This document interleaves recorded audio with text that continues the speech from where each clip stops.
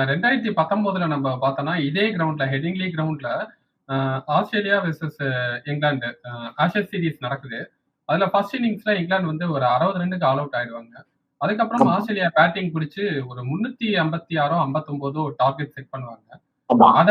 அத அடிச்சு வின் பண்ணாங்க. இதே கிரவுண்ட்ல பென் ஸ்டோக்ஸ் தான் அடிச்சு வின் பண்ணி குடுப்பாரு. பட் இந்த இந்த இந்த கிரவுண்டுக்கு டார்கெட் 370 அப்படிங்கிறது பத்தலையோ சார்?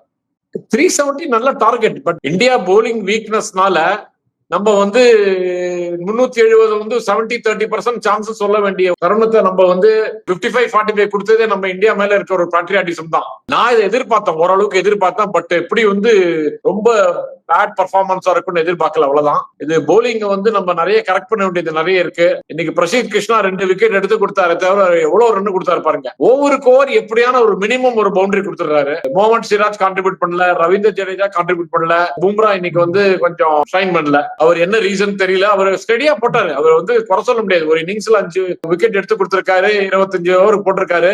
பாடி எப்படி இருக்கும் என்ன இருக்கும் தெரியாது. பட் ஓவரால் நான் சொன்ன மாதிரி டெப்தே இல்ல போலிங்ல.